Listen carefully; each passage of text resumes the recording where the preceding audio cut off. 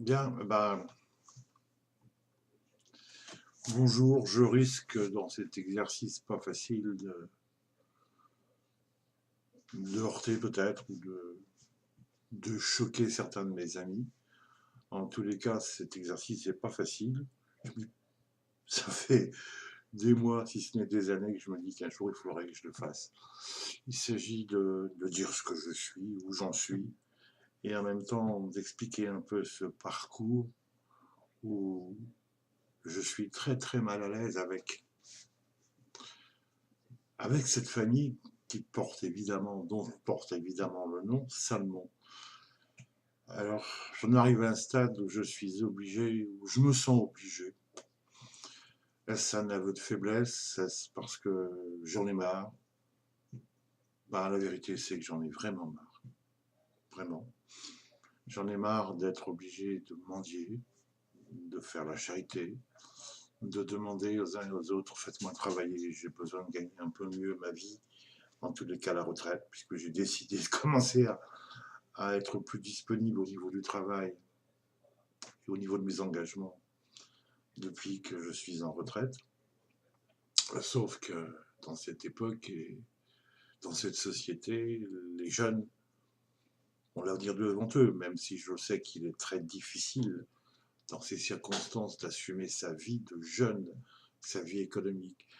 Mais j'ai pas envie d'oublier, enfin en tout cas je le vis moi personnellement, je suis pas le seul, je vois des gens qui font la queue, je les rencontre toutes les semaines ou tous les 15 jours, au secours populaire, à la banque alimentaire, etc. Toutes ces familles et tous ces anciens qu'on a laissés un petit peu au bord de la route. Alors j'en fais partie. Je suis pas le plus à plaindre, mais j'ai envie de dénoncer une famille que je n'ai jamais compris, ou en tout cas qui n'a jamais cherché à comprendre qui j'étais. Alors je vais reprendre, pour pas que je déconne, parce que c'est long. J'ai des amis qui m'avaient dit, Bruno, c'est une saga qu'on devrait écrire en plusieurs tomes sur ta vie. Alors je ne vais pas vous ennuyer avec ma vie, elle est ce qu'elle est. J'en suis le résultat aujourd'hui. Effectivement, j'ai toujours pensé et dit que euh, nous étions partie prenante quelque part de nos propres exclusions. Ce n'est pas toujours la société ou les autres qui sont responsables de ce que nous vivons. Nous en sommes complètement responsables. Mais je m'interroge quant à ce qu'est ma place ou ce qu'est la place d'un homme comme moi dans ma famille. J'ai besoin, essayez de ne pas m'en vouloir, de dénoncer une famille judéo-chrétienne qui, certains d'entre vous ont connu, cette famille Salmon. Je vais essayer de vous résumer. Hein. J'ai 64 ans, je suis né à Dinan. Ma grand-mère était veuve. Ma grand-mère maternelle, elle avait une petite bijouterie à Dinan pendant la dernière guerre. Mon père, lui, avait fait les arts et métiers. Pour des problèmes de santé, il n'avait pas eu son diplôme d'ingénieur. Enfin bon, il s'était retourné vers le métier d'horloger. Il habitait à Pléla-Intrigavou. Et puis, évidemment, sur sa route, il a rencontré ma mère, qui était une belle nana, paraît-il, et qui, elle, vivait dans la petite bourgeoisie dinanaise. Ils se sont rencontrés, ça tombait bien, puisque ma grand-mère, la mère de ma mère, on va l'appeler Monique, ce qui est bien son nom d'ailleurs, son prénom, était donc la fille d'une bijoutière, veuve. Ça tombait bien pour ce monsieur Guy Salmon, qui sortait de l'école sans moyens, donc une bijouterie, une horlogerie, ça allait bien ensemble. Alors, faut savoir qu'à l'origine, tout ça m'a été raconté par ma grand-mère. Elle s'est retrouvée à la porte de sa bijouterie, puisque c'est mon père qui a pris en charge sa petite bijouterie, qui l'a vendue. Et elle s'est retrouvée dans un petit studio HLM à Dinan. Mais un studio, hein, c'est-à-dire une pièce, une cuisine. Euh, voilà. La maman de mon père, Adrienne Salmon, elle l'a aidée. sûrement d'ailleurs. Elle, c'était la mamie riche. L'autre, la mère de ma mère, c'était la mamie pauvre, qui se plaignait jamais. Elle avait fait son petit boulot, elle avait dit, allez mes enfants, j'espère que vous allez réussir. Ils ont donc acheté une bijouterie, un fonds de commerce à Dinard. Et mon père est devenu le meilleur bijoutier de Bretagne, de France et d'ailleurs. En tout cas,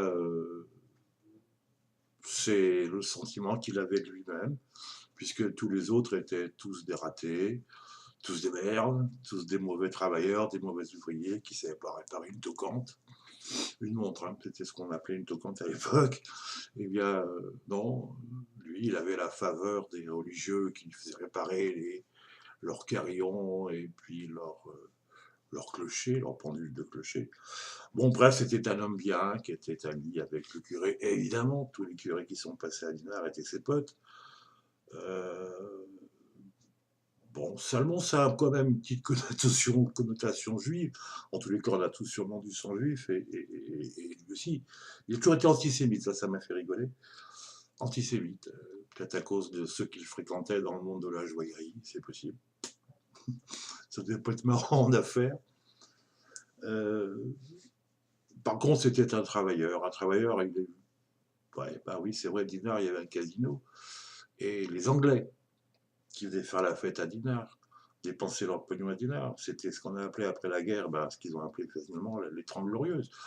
Et après le casino, quand on avait gagné des sous, la bijouterie de mon père était ouverte. Elle était ouverte jusqu'à 4-5 heures du matin. On est acheté ses bijoux. C'était pas idiot, hein, comme plan. Il fermait jamais, il travaillait sur son établi. Il s'est fatigué les yeux certainement. En tous les cas, je constate que ceux qui sont à la chaîne, c'est Renault, vivent moins vieux que lui, parce que mon père est toujours en vie aujourd'hui. Je crois à près de 90 ans, 90, 92, je ne sais plus exactement. D'ailleurs, je trouve qu'il ne doit passer après le bon âge parce qu'il oublie, il a toujours zappé mes anniversaires, hein, donc c'est pas un problème que moi j'oublie, j'oublie le sien. Bon, enfin, pour lui, le travail, la vie, c'était le travail. À la limite, il m'en a presque écœuré. Enfin, du travail, la façon dont il le voyait. Euh, mais je ne vais pas m'étendre là-dessus, c'est pas ça l'important. Alors, il y a eu 68 qui a déclenché beaucoup de choses parce que j'étais élève au Cordelier et il se trouve que le père supérieur est venu me chercher à Dinard avec sa petite 2 chevaux, le père Allot, Yves Allot. J'étais pas un génie, hein, j'étais loin de là, j'étais presque à la limite un cancre, j'en suis persuadé, en tout cas un chahuteur fini. Euh, mais seulement je vivais, je savais vivre en groupe, en communauté, et j'animais beaucoup les équipes à l'intérieur de mon collège, sur le plan sportif, religieux, culturel, enfin voilà. Euh, Important de rappeler aussi, peut-être je voulais, peut-être une erreur, je ne l'ai pas fait, c'est sûrement un regret aujourd'hui. Je voulais être missionnaire. Il y avait un évêque qui était venu d'Afrique, qui voulait m'emmener avec lui en Afrique. Évidemment, il y avait le refus de mes parents. Ils auraient mieux fait de me laisser faire ça. Et en plus, bah, ce qui me branchait, c'était le sport. Le sport. Alors, on avait, avec les Cordeliers, on a été jusque dans finale des championnats de France, 2 ou 3 années de suite. Enfin, depuis, je suppose que ça a dû continuer. Athlétisme, basket. On passe là-dessus. Et 68, alors 68, mon père m'en a toujours voulu, il m'en veut toujours, le père Allot qui vient me chercher à Dinard, et bah, évidemment, quelque part pour eux, c'était une fierté qu'on vienne chercher leur fils, mais qu'est-ce qu'il allait foutre, j'avais 16 ans. Donc, à 16 ans, j'en faisais sans doute presque 20 physiquement. Alors, je suis parti avec le père Allot, aux grandes dames de mes parents, évidemment, mon père m'en a toujours voulu, il m'a jamais pardonné d'avoir fait 68, j'ai fait 68. J'ai rencontré, j'ai pris des contacts avec le lycée de la Fontaine des Eaux à Dinan. On a créé ce qu'on appelait à l'époque les comités d'action de lycée, les CAL, les UNCAL. On a fréquenté nos aînés étudiants en faculté à Rennes, Paris, etc. Bon, ce fut un moment extraordinaire, moi, dans ma vie. Et voilà, je n'ai aucun regret. J'ai connu à l'époque des gens charmants que j'ai retrouvés depuis, Jacques Sauvageau, Daniel Cohn-Bendit, que j'ai revu aussi, etc. Bon, Euh, mais tout ça, ça avait créé un froid ça avait déjà il y avait une rupture, quoi. En revenant en mai 68, je me souviens aussi avoir été sur les Champs-Élysées pour soutenir le général de Gaulle, parce que j'étais malgré tout gaulliste, même si le général à l'époque avait du mal à comprendre la jeunesse, comme mon père, lui, à l'époque en tout cas, n'avait pas compris. Je suppose que depuis, enfin j'espère qu'aujourd'hui, il a fait des efforts pour essayer de s'adapter. S'adapter à moi, non, ça c'est foutu, c'est terminé, CRP, c'est plus la peine que je rêve. Alors, bon, je fais une erreur, c'est que pour échapper à cette famille dans laquelle je n'étais plus à ma place, hein. On se foutait de moi à l'époque, on m'appelait l'incompris, Bruno l'incompris.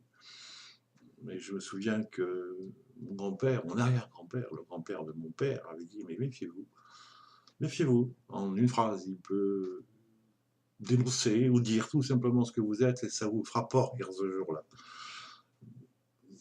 Je crois que ça fait partie des choses qu'ils n'ont pas oubliées, c'est pour ça qu'ils ont dû me mettre de côté, qu'ils m'ont toujours mis de côté d'ailleurs.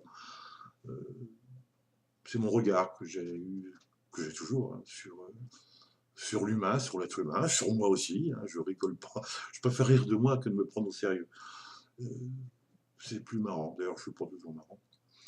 Mais enfin, euh, donc 68. Alors c'est vrai qu'aussi il y a eu cet épisode où, ça je m'en rappelle aussi, parce qu'on a toujours essayé de dire que j'étais... Alors ils ont essayé de chercher pourquoi j'avais de tels comportements, pourquoi j'étais une espèce d'incompris, ou... Enfin tout...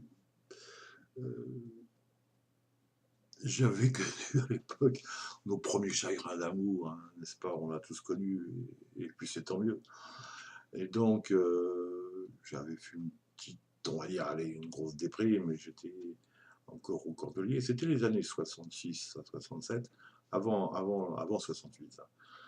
Et donc, après avoir avalé quelques cachets, euh, j'étais pensionnaire à ce moment-là au Cordelier, et bien mon père n'avait pas trouvé mieux comme remède que m'envoyer chez un psychiatre, m'accompagner et exiger que je sois hospitalisé en milieu psychiatrique, c'est-à-dire, pour ceux qui sont de la région, c'est à l'hôpital Saint-Jean-de-Dieu, ce qu'on appelle ici les Bafouins, hein, à Tinan. Je me souviendrai toujours, lui, il l'a peut-être oublié, c'est que le psychiatre qui avait dit ce jour-là, mais monsieur, c'est pas votre fils qu'on doit soigner, c'est vous, monsieur, qu'on devrait enfermer ou en tout cas soigner. Je crois qu'il l'a oublié. Enfin, quelque part, il s'était débarrassé de moi, c'était tant mieux. Des experts, des hommes compétents, allez voir ce que j'avais dans le cerveau. Donc j'ai passé quelques semaines, je ne me rappelle plus combien de temps, dans cet univers, où le psychiatre me disait, bah, écoutez, vous êtes là, profitez-en, regardez ce qui se passe autour de vous, essayez d'apprendre et d'en tirer des choses concrètes, voilà. C'est tout ce que je peux faire. Bon, en tous les cas, c'était pas très intelligent, je n'avais que 16 ans, et je m'en souviens encore, c'était les méthodes. Bon, on croyait que les psys allaient résoudre les problèmes d'autorité ou les problèmes ou le manque d'éducation et le non-savoir ou euh, ces phénomènes de... Mon père, d'après ma mère, n'a jamais su prendre ses enfants dans ses bras. C'est bizarre. C'est bizarre. Ah bon, c'est comme ça. Ça explique beaucoup de choses, je pense. Dire à son enfant je t'aime, ça il n'a jamais su, il n'a jamais fait. L'embrasser, ils ne savent pas faire non plus. Euh, voilà, ça explique des choses. Alors comme je voyais tout ça, ben, j'étais emmerdant. Et je suis resté emmerdant. C'est que j'avais compris leur fonctionnement. D'ailleurs, j'avais une sœur jumelle il y a quelques années, après avoir connu 7 ans d'une grosse galère. Donc je ne vais pas revenir là-dessus. Hein, ça a été, j'ai connu l'exclusion dans ce cas-là de moins marrant, hein, c'est-à-dire la rue, la prison. Euh, un jour, ma mère m'a quand même reçu quelques jours chez elle. Elle était seule. Mon père était avec sa maîtresse, qui était sa secrétaire, il n'était plus là. Mais c'était quand même, ce monsieur avait une morale. La morale jésuite, quoi. Faites ce que je dis, ne faites pas ce que je fais. Bon, mais la morale, c'était à sens unique avec lui. J'étais l'homme parfait, nous étions tous des imbéciles, moi le premier, mais lui, c'est resté l'homme parfait. Bon, eh ben, tant mieux pour lui, hein. Moi, j'ai jamais pensé que j'étais un homme parfait. J'ai essayé de me perfectionner, j'essaie encore. Si, si vous pouvez m'aider à me perfectionner, tant mieux. Donc j'en reviens à cette histoire qui a été drôle. Donc 68, on ne revient pas là-dessus. Ça a été la grosse coupure. Il ne m'a jamais pardonné cette histoire-là. Et un frangin qui, Christophe Salmon, alors le petit génie de la famille. Christophe Salmon, quand mon père, le midi après déjeuner, prenait quelques minutes de repos sur la table, la tête sur son coude, mon frangin lui avait le droit de faire tout ce qu'il voulait, sous la table, raconter plein de conneries, faire le clown. Ça faisait rire, c'était le petit génie. Oh, je ne sais pas m'étendre sur lui, mais je me souviens, il avait 9 ans, il disait déjà, moi, je sais comment je ferai, j'aurai tout, je sais comment, j'aurai tout de mes parents, je sais comment je ferai. Bah, le gars Lascar, il a réussi. Je pense que c'est inutile qu'entre cette petite enfance, l'adolescence faite donc de partie 68, toute une période mystique où j'aimais fréquenter les abbayes, m'intéresser aux phénomènes religieux, enfin bon, j'apprécie toujours ce qui est la méditation, la réflexion, et effectivement, oui, je crois en Dieu, j'en ai pas honte. Lui, mon frère avait choisi d'autres voies, il a choisi autre chose, c'est-à-dire d'avoir comme Dieu son nombril. Alors, ça se peut, hein. Moi, je dis qu'il n'y a pas de gens athées, de gens sans Dieu, ça n'existe pas. Hein. Bah, lui, il a un Dieu, c'est lui-même. Et il sait qu'il est aussi le Dieu de mes parents. Mon père m'a bien dit il y a quelques années, ne dis pas, ne touche pas à ton frère, dis pas un mot sur lui, sinon, alors évidemment, je n'ai qu'un seul droit depuis 64 ans, c'est là où je suis intéressant, c'est quand je ne dis rien. Quand je ne dis rien, c'est marrant, j'ai remarqué que on m'aime bien. Mais c'est pas seulement avec mes géniteurs, hein, ça a été comme ça très souvent. À part, à part quelques hommes, quelques femmes d'un certain niveau, je veux dire, intellectuel, qui avaient capté, qui avaient compris euh, ce qui faisait quelque part mon originalité, parce que je suis un original comme vous l'êtes tous les uns et les autres. Hein. Pas de souci, il y a pas de copie, il n'y a pas de copie possible. Chacun et chacun et chacun, il y en a pas un deux comme ça. Maintenant, bon, ben, ils en font ce qu'ils en veulent. Euh, mais c'est bizarre. Alors, mon père, après Dinard, après avoir, moi je pense, je le dis, avoir spolié sa belle-mère, ma grand-mère maternelle, donc a fait de belles affaires à Dinard, et a eu la chance de rencontrer sur sa route des hommes intéressants dans le milieu. Il a été président de la Fédération des horlogers, bijoutiers, joailliers. Il a fait des rencontres que tout homme, petit homme d'entreprise fait un jour ou l'autre pour grandir. Et c'est tant mieux. C'est là qu'il, avec des amis, ils ont créé ce qu'on appelait à l'époque, ça c'était une franchise de magasins qui s'appelait la Parerie. Ensuite, il y a eu les Florentines. Ils ont vendu Dinard, se sont installés à Orléans, ont acheté d'autres affaires, Orléans, Paris, je ne sais pas où encore, enfin peu importe. Euh, c'est bien leur droit. Et c'était bien leur droit, bon, avec une société anonyme au capital de je ne sais plus combien de millions, dans laquelle mon frère et ma sœur avaient des actions, que j'ai appris plus tard, mais moi rien. Quand je suis sorti de ma galère et donc de prison en 1991, ma mère m'a dit un jour, t'inquiète pas, ça y est, on va vendre, tu vas t'en sortir, tu vas voir, on va t'aider. J'attends toujours, hein. Je ne rêvais pas. Tout ça, c'est déjà partagé entre eux. Je suppose même que la maîtresse de mon père, quand ils ont vendu leurs affaires, et donc l'argent a été bien distribué, sauf à Bruno, hein. Ça, moi, pas question. Peut-être que j'aurais tout bouffé tout de suite, quoi. C'était ça le problème. Alors, on a préféré confier les sous à la maîtresse de mon père, sûrement. Moi, je rêve pas et je suis assez lucide là-dessus. Il ne me dira jamais. Moi, je n'ai jamais voulu d'avoir une maîtresse. Je lui ai simplement dit, si tu ne fais pas de mal à ma mère, il n'y a pas de problème, tu as le droit d'aimer. C'est vachement important d'aimer quelqu'un. Alors, si tu aimes et t'es aimé, c'est pas mon problème à moi, c'est le tien. Bon, sois cool avec ma mère, c'est tout. Alors que mon frère, lui en a voulu, il a fallu lui foutre des claques, enfin, il lui a couru autour de la table, paraît-il, il voulait le frapper. Et lui avait le droit de faire ça, moi j'avais pas intérêt, j'avais qu'à dire simplement, t'es le meilleur des hommes, si tu veux aimer une maîtresse, ta maîtresse, t'as le droit. Voilà. Alors, quand j'étais en SDF, sans domicile fixe, il m'est arrivé de, je ne vais pas, donc, pas tout vous embêter avec ça, mais bon, personne ne s'inquiétait de savoir comment j'allais faire pour vivre, pour dormir, pour manger. Ça arrive d'un coup, et puis bon, c'est la grosse décringolade. Alors de temps en temps, c'est vrai que pour rester correct et propre, je m'arrêtais dans un hôtel où il y a un restaurant et je cassais la croûte, ou bien j'arrivais à m'arracher sans me faire repérer.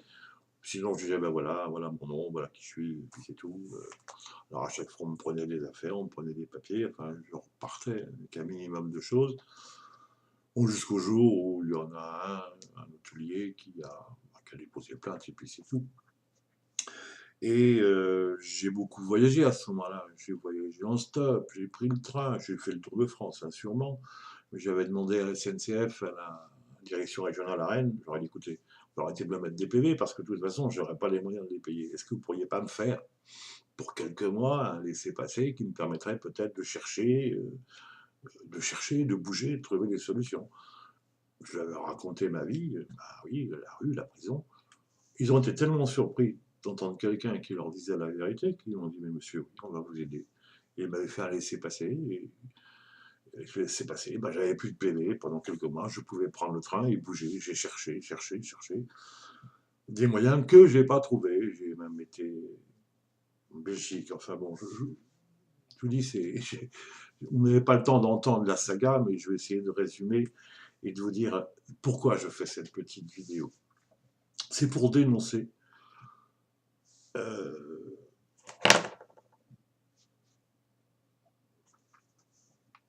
les manigances de mon frère. Je suis persuadé, c'est de ma faute hein, si aujourd'hui, effectivement, je ne vis qu'avec ce qu'on appelle une minimum vieillesse. Mon épouse, ma femme, a 80 ans. C'est pas facile de vivre avec une vieillesse à deux. J'ai souhaité, après la vie qu'elle avait eue, qu'on vive dans quelque chose de plus sympa qu'auparavant. On ne vit pas comme des riches, on vit dans une maison modeste. On ne sort pas. Je ne bois pas, je peux le dire, depuis maintenant 4 ans ou 5 ans. Je ne compte pas les années. Donc c'est pas dans l'alcool que l'argent s'en va, même pas un verre de vin et une bière. Non. Euh, Par contre, je fume. Je suis désolé, j'ai pas encore réussi à arrêter de fumer. Mais ça viendra. Mais j'arrive à un stade où je ne peux plus. Je ne peux plus. Il y a des amis qui m'ont aidé. Il y a 3 mois, une amie m'a fait un don, 5 euros. Après, une autre, elle m'a, pareil, m'a pas fait un don, mais m'a prêté. Le Secours catholique aussi m'a prêté pour que je puisse régler les problèmes de garage, de facture. Tout ça, il faut le rembourser. Est-ce que je dois recommencer à mendier, à demander s'il vous plaît, putain, est-ce que je peux? Je suis un futur ancien pauvre, ce qui n'a pas de sens, mais bon, je veux dire par là qu'il y a de l'argent qui existe, paraît-il, mais dont je ne peux bénéficier avant le décès de mes parents. Alors, est-ce que je suis quelqu'un de moralement acceptable si je prie le bon Dieu pour qu'il dise à mes parents, bon, il est temps d'évacuer, laissez votre fils quand même finir sa vie un peu plus tranquille qu'il l'a fait jusqu'à présent? Et j'avoue que ça me démange l'esprit. Mais voilà, c'est vrai, des fois j'en rigole, mais ouais. Je ne pense pas que je serai mort de chagrin le jour où j'apprendrai le décès mes parents. Voilà. Et je ne suis pas le seul dans le cas, je pense.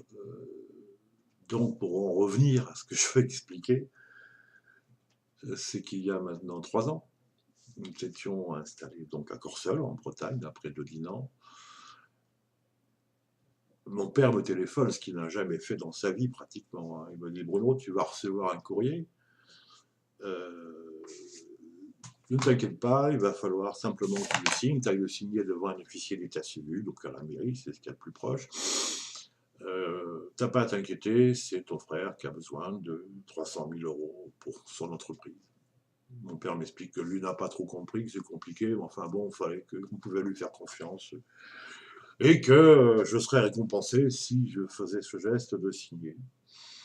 Bon, sur le coup, j'ai dit je veux bien voir le courrier, on ne sait jamais. Donc je reçois le courrier du notaire.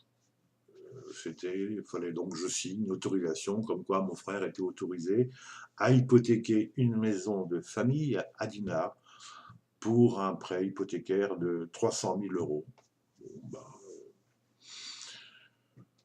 malheureusement, j'ai pris les renseignements auprès d'un notaire dont j'ai eu la réponse trop tard. J'ai fait signer par l'officier d'état civil et j'ai dit ok, j'ai signé l'autorisation d'accorder l'hypothèque, d'accorder près de 300 000 € à mon frère sur l'hypothèque de cette maison à Dinard. Le notaire m'a dit monsieur, vous n'auriez jamais dû faire ça. Bah, trop tard. Alors je me suis fait avoir parce que là, le cadeau qu'il me faisait en retour, c'était que je crois qu'il devait rester 3 000 €. Même pas, je crois pas d'ailleurs. Enfin, peu importe. Il est resté 2 ou 3 traites à payer pour ma voiture, qu'ils ont évidemment pris en charge, ce qui était ridicule par rapport aux 300 000 €. Je me suis rendu compte après tout ça que je m'étais bien fait avoir parce que je suis, depuis que nous sommes à Corseul, je n'ai pas envie que ma femme vive. J'aimerais bien qu'elle vive un peu normalement, elle aussi, notre fin de parcours. Quand je sais que mon frère a donc créé des sociétés et j'ai pris l'initiative de vérifier, j'ai vu que c'était complètement bidon, c'était du vent. J'ai des documents là qui sont tout récents, c'est extraordinaire. Alors, il y a 3 ou 4 ans, je m'étais renseigné déjà, et j'avais téléphoné à mon père, je dis mais tu te rends compte, toi qui me prends pour un nul parce que je ne sais pas compter, toi qui es un grand homme d'affaires, tu sais quand même lire un bilan, un compte d'exploitation. Ben, tu vois, moi aussi, je sais faire. Et j'ai vu que ce que fait ton fils avec de l'argent qui ne lui appartient pas, ben, ce que fait ton fils pour jouer au casino du MEDEF, parce que c'est un ancien secrétaire général du comité de liaison des services au MEDEF, M. Christophe Salmon. C'est un VIP. Et j'en ris parce que je crois que quand il va chier, il est comme chacun d'entre nous. Et puis, en fin de parcours, il sera pareil. Il sera en poussière. Alors, ça me fait bien rigoler. Alors, j'ai retrouvé, et c'est du vent. Alors, il y a de jolis titres. Alors, il y a Perspective 3001, c'est une SCI. C'est génial. Il y en a une autre, c'est A2P. C'est Prospective 3000. C'est génial aussi. Et puis il y en a une troisième qui est apparue.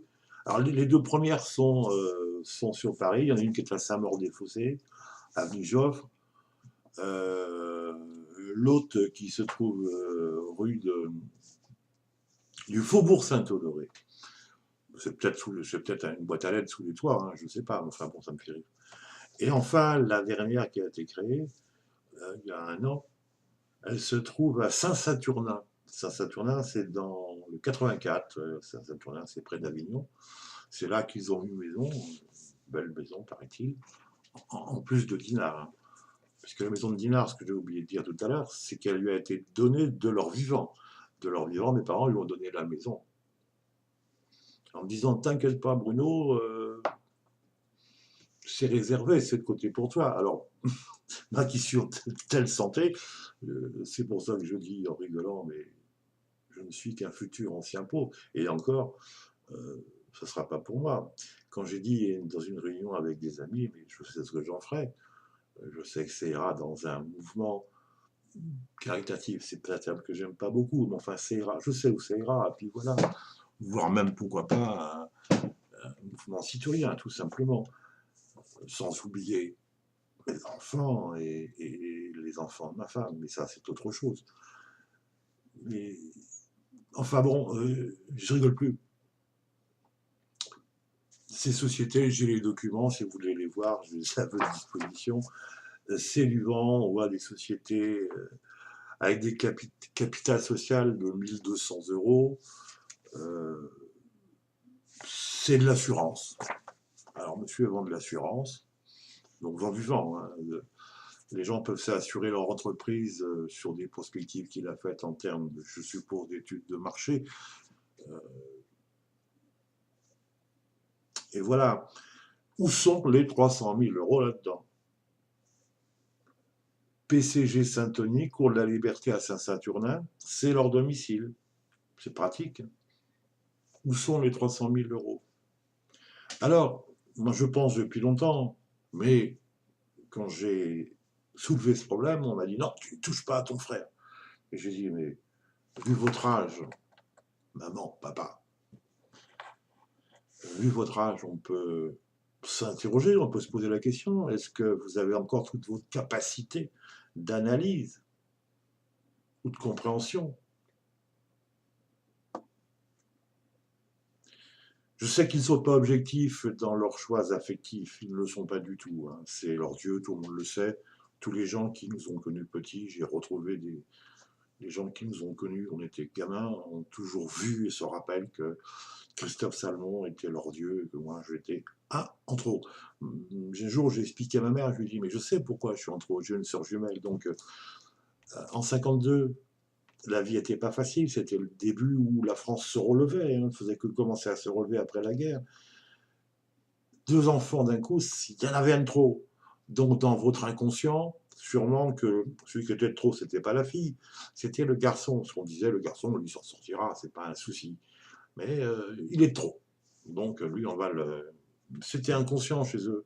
Alors j'avais demandé à ma mère d'y réfléchir et au moins de comprendre ça, mais elle n'a pas voulu. Elle me dit, tu crois? Moi, je lui ai dit, bien sûr, c'est pas que je crois, c'est simplement une réalité qui est, voilà, qui est présente. Ma sœur n'a jamais connu de soucis de travail, d'emploi, de recherche d'emploi, puisqu'elle n'a jamais quitté le monde du bijou depuis son adolescence. Elle est restée dans les jupons de maman et papa. Tant mieux pour elle. Quant à mon frère, lui, alors, après de belles études, il était fiancé à l'époque avec, comme vous le racontez, avec une petite fille des Champagnets-de-Sig, une jeune femme charmante et adorable, mais qui n'avait pas, qui pétait pas au plus haut que son cul, et qui a très vite compris qui était mon frangin. Il y en avait que pour lui. Hein. Moi, je me rappelle parfaitement d'eux quand on se rencontrait en dîner en famille. Il y en avait que pour mon frère. Elle lui disait, mais dis arrête, il n'y a pas que toi quand même ici, tais-toi, tais-toi. Bon, ils se sont mariés. La petite fille des Champagne, je me rappelle de son mariage dans un beau château en Champagne. Euh, donc les deux familles se sont mises d'accord, ils leur ont payé de belles études à Rennes, leur ont offert un appartement à Rennes, près de la place du Parlement. Vous voyez, c'est pas un quartier pauvre. Ma grand-mère maternelle les a meublés avec de jolis meubles cossus, bourgeois, n'est-ce pas, dignes de leur rang social. Ils allaient se faire de belles études. Mon frangin, je crois, a dû faire un doctorat de l'histoire, je crois. Bon, aussi d'histoire. Euh, il paraît qu'il l'a eu, bah, tant mieux, tant mieux, tant mieux, tant mieux, tant mieux. Mais à la fin de leurs études, ils n'ont pas trouvé, enfin, il n'a pas trouvé mieux que d'ouvrir un restaurant pas très loin de la place du Parlement à Rennes, dans une rue piétonne, un restaurant, voilà, dans un quartier très chic, pas loin du tribunal, donc, pas loin, c'était un quartier d'affaires, un restaurant où on pouvait recevoir des VIP comme lui. Malheureusement, arriva ce qui devait arriver, il n'avait pas compris que sa femme avait connu, savait ce qu'était la richesse, les belles choses. Elle n'avait pas besoin qu'on lui en remontre, elle était simple. Euh, Elle en avait ras-le-bol de ce garçon trop fier, trop orgueilleux. Et pour lui le prouver, bah, elle n'a pas trouvé mieux que de se barrer avec son cuisinier. Voilà, il n'a toujours pas compris. Il ne veut pas comprendre ce que il n'a pas voulu comprendre ce que ça voulait dire. Bon, enfin, à l'époque, il s'est retrouvé avec plein de vicieux de fesses, quoi, parce que il a plongé. Il peut me faire beaucoup de reproches sur ma vie qui n'a pas toujours été très, très rectiligne. Ok, mais je le dis, je le sais. Et à l'époque, évidemment, bah, il a bouffé la baraque, il s'est roulé la gueule tous les jours, il a fait des dettes, enfin bon, il fallait qu'il déménage. Et pour déménager, bah, qu'il a fait appel à Bruno Salmon, qui était à l'époque était costaud et fonctionnait bien. Il fallait que son grand frère le protège. J'ai accepté, évidemment. Mais il a oublié. Euh, c'est facile d'oublier ce genre de choses. Alors, par contre, l'argent, là, il en a jamais parlé. Mais je dis à ma mère, mais dis donc, qui c'est qui lui a prêté cet argent-là pour faire cette boutique-là, ce restaurant? C'était ma mère. Quand même, c'était pas mal, je crois. C'était, je ne me rappelle plus les vrais chiffres, hein, dans les 50 millions de francs. Une belle somme. Ben, je dis, ben, comment il va faire alors? Ah, me dit, t'inquiète pas, il va me rembourser, il va me rembourser. Bon, bah, tant mieux. Hein. Moi, par contre, j'ai fait dépenser entre 6 et 10 millions à mon père pour un journal que j'ai créé dans le Midi de la France, à 7 dans l'Hérault. Et puis bon, suite à des petits soucis encore sentimentaux, euh, j'ai pas déposé le bilan, non, j'ai simplement cessé l'activité. Euh, bon, donc là, mon père avait perdu les 6 ou 7 prix qu'il avait mis au bout de ce que j'avais mis, parce avait aidé à racheter les parts de mon associé. Enfin bon, c'est pas la même chose que 50 millions.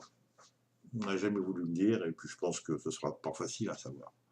C'est comme le coup de la maîtresse à quelqu'un on a dû subventionner ou offrir un petit magasin sur Orient. Ça, j'en suis persuadé. Mais c'est son droit, c'est sa vie, hein. C'est sa bite, c'est son cul, et c'est sa conscience. Euh, voilà. Mais il paraît qu'il y a que lui qui en a une conscience, les autres n'en ont pas. J'ai toujours vu ça. Ça, c'est très jésuite. Hein. Ceux qui ne connaissent pas les jésuites, il faut qu'ils sachent qu'un jésuite, il a un discours merveilleux. Pas comme celui que je vous tiens, hein. Ça n'a rien de jésuite ce que je vous raconte. Mais un jésuite, il a un beau discours, il est agréable, c'est sympa. Vous pouvez faire tout ce qu'il vous dit, hein. Vous ne ferez pas d'erreur. Mais surtout, faites pas ce qu'il fait. Sinon, vous feriez des conneries. Bon, en tout cas, il avait le droit de faire des conneries, il les a faites, c'est son problème. Mais me mentir, me tricher comme ils ont fait, non, ça va. J'arrive à un stade où ça suffit, c'est fini. Un jour, le directeur de la dernière prison que j'ai fréquentée me disait, en partant, on avait discuté dans son bureau la veille de mon départ, et m'avait dit, mais vous, Bruno, faites pas le con, parce que si un jour il vous faut revenir, ouais, il me dit, ce sera pour quelque chose de très grave. Là, j'en suis sûr. Il me dit, vous ne viendrez plus pour des babioles comme ça. Mais si un jour vous devez revenir, j'ai le sentiment que ce sera pour quelque chose de grave. Alors c'est vrai, j'ai souhaité, j'ai eu envie. Des fois, je me dis, putain, faut que je paye des tueurs, quoi. Faut que je m'achète des gens qui voient, bah, je sais pas, où faut mettre du poison dans leur jeu. Bon, non, c'est vrai. Mais trop tard. Je compte toujours sur la vie pour qu'elle puisse régler ce problème sans passer par ce genre de conneries. Je me perds en parlant trop. Tout ça pour dire que je pense qu'il a manipulé. Moi j'appelle ça de la détournement d'héritage. Alors, je me suis renseigné auprès d'un avocat. Est-ce que je porte plainte? Alors, j'avais fait une fois contre mon père, hein, quand j'étais à la rue. Des amis de la vie caritative m'avaient dit, Monsieur Salmon, vos parents ont les moyens. Oui, bon, ben, il n'y avait plus qu'une chose à faire, c'est porter plainte. Alors, pour non-assistance à personne en danger, que j'avais fait à l'époque. Et mon père, bah, ça, c'est vraiment une chose de plus qu'il a du mal, qu'il a toujours en travers de la gorge. Maintenant, il ne s'agit pas de porter plainte contre eux, puisqu'ils en ont rien à foutre. Puis bon, je ne vais pas les emmerder à l'orage. Mais mon frère, ce génie, bah, ce génie, quoi, qui maintenant donne des conseils aux autres, alors que lui, il a oublié que il n'avait pas forcément de savoir-faire, il n'était pas le mieux placé. Et c'est drôle comme ça, il y a des gens comme ça, il suffit qu'ils passent à l'époque, bah, il a connu le CNPF, le MEDEF, ils se sont fait une opinion d'eux-mêmes, mais qui est assez phénoménale, quoi. C'est incroyable. D'ailleurs, quand ils parlent, vous l'écouteriez parler de choses qu'entre nous on peut expliquer simplement, on ne comprend rien. Pour vous dire qu'il est midi, il va essayer de vous expliquer que d'abord l'aiguille, la petite aiguille va tourner dans ce sens-là, que l'autre, alors qui correspond à une telle heure, va peut-être se déplacer de ceci, cela, et on ne sait jamais, en fonction de tel ou tel phénomène, ce qui peut se passer, ce qui fait qu'arrivé à midi, il sera déjà minuit. Enfin, vous voyez un petit peu le genre de discours tenu par des hommes de cet acabit. Euh, Voilà. Alors, il a utilisé, effectivement, un carnet d'adresse fantastique, et franc-maçon. Alors, on a le droit du franc-maçon, hein. Moi j'ai des copains francs-maçons, c'est pas un souci. Mais quand on sait qu'un mec est franc-maçon, ou qu'un homme est franc-maçon, pour ses propres intérêts et non pour l'intérêt général, moi ça m'interroge. C'est vrai que ça lui a permis, hein, ça l'a protégé, ça l'a aidé. J'ai en souvenir ce qu'il m'avait dit et menacé. Il m'avait dit, tu sais, je peux me trouver à 1000 kilomètres de toi. Je peux et je te détruirai. Je vois ce qu'il veut dire.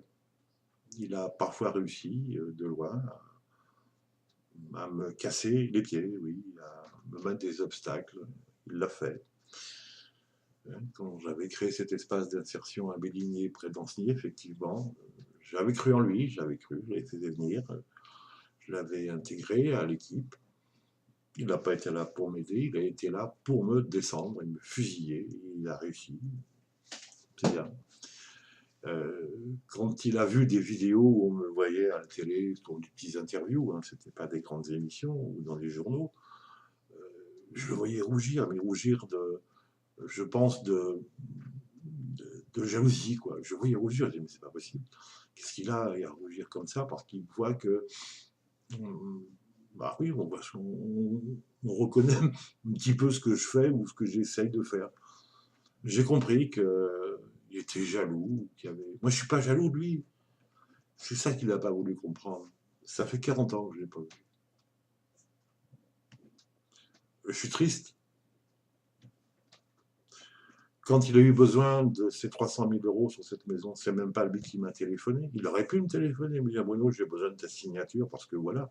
Et il m'aurait dit, bah, je lui aurais demandé, explique-moi, où en es-tu? C'est quoi tes affaires, tes sociétés? Qu'est-ce que c'est? Bah non, tout est resté caché. C'est Bruno, ferme ta gueule, tu signes et tais-toi. Maintenant, on me dit, ben, passe ta route.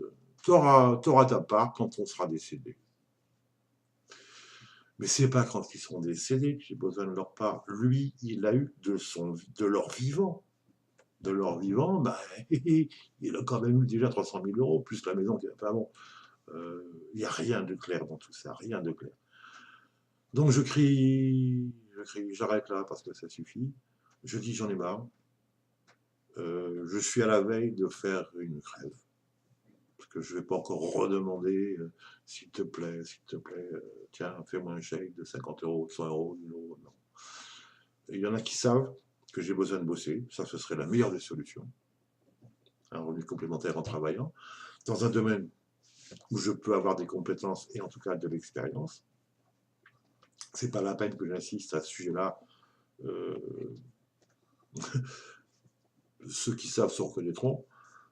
Mais il faut savoir que je suis à la veille sûrement de m'installer sur la place de l'église ou de l'Isidore ou ici à Corseul et d'entamer une grève de la faim, de faire venir la presse, les alerter les uns après les autres, la presse écrite, la presse radio, la presse télé, et de dénoncer cette famille, ce comportement de gens qui ont toute leur vie voulu passer pour les plus honnêtes du monde, Vous savez, c'est comme ceux qui vont à l'église, qui sont devant. Moi, mon Dieu, mon Dieu, mon Dieu, je n'ai jamais péché, je suis propre. Moi, je passe mon temps à vous prier, je suis à vous. Je suis pas comme ces pauvres types au fond de l'église, là, qui est dans dégueulasse et qui est un sale type. Non, moi, mon Dieu, voilà. Alors,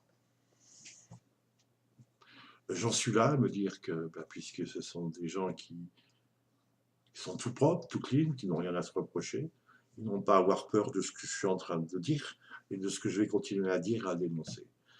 Ils n'ont, c'est pas eux mes parents, je ne crois même pas, c'est l'éducation judo-chrétienne de mon père. Mon père a été élevé chez les jésuites, alors le résultat, il est beau, hein. Ah bah si, travailleur, ça oui, rien à foutre. Moi, toute ma vie, il m'a traité de con, de connard, de cochard, comme il disait. Ça faisait plaisir. Il n'a jamais reconnu le petit travail que je faisais. Je faisais du sport. Jamais, mais non, on s'en foutait. Je ramenais des coupes, des médailles, enfin bon, etc. Rien à foutre. Avec lui, dans ma vie, j'ai dû passer, je vais vous dire, en 64 ans. On a dû parler 1 heure, échanger 1 heure en tête à tête. Je me demande même si on est déjà arrivé à la 60e minute. Voilà. Voilà. Et ce genre de bonhomme se croit un immense manager, chef d'entreprise, incapable de communiquer avec sa famille, dans sa famille, sauf avec, évidemment, avec le petit génie. Alors là, il n'y a pas de communication. Il est sous influence du petit génie. Il est sous l'influence de mon frère. C'est pour ça que je pense que je vais sûrement déposer plainte pour tentative, en tout cas, de détournement d'héritage. Et voilà, et plus s'il le faut. Je crois, pour moi, c'est de l'escroquerie, tout simplement. Si on a voulu penser que j'étais un escroc, pour mes grivelleries d'hôtel, ou pour des chèques sans provision à l'époque aussi, ouais, voilà. Donc, ben au secours, au secours, au secours. Merci de me dire ce que je dois faire, comment je peux faire. Ça fait, franchement, des semaines que chaque nuit, avant de me coucher, chaque matin, je me dis, bon, allez, j'y vais. Je m'installe, je commence ma grève de la faim. Dieu sait si je suis fatigué. Ne revenons pas sur mon handicap et ma maladie. Il y a pire. Mais je sais pas. Voilà. J'ai besoin. Moi, j'ai besoin de vous. Merci d'intervenir auprès de Christophe Salmon. Pourquoi pas? J'ai ses coordonnées. Je crois que c'est auprès de lui qu'il faut intervenir. Je n'ai pas les moyens de payer un avocat. Peut-être que je sais pas. J'ai un avocat sur Dinan. Je vais la revoir. On va voir ce qu'elle veut bien faire. J'en sais rien. Voilà. Donc merci. Merci d'avoir accepté ces quelques mots qui ne sont pas forcément très adroits. Je n'ai rien écrit, j'ai rien, rien, rien, rien. Mais je sais que c'était le moment d'exprimer tout ça. Voilà. Je vous remercie. Et je vous dis, j'espère à bientôt, avec un autre visage de l'avenir et de la vie. Merci bien.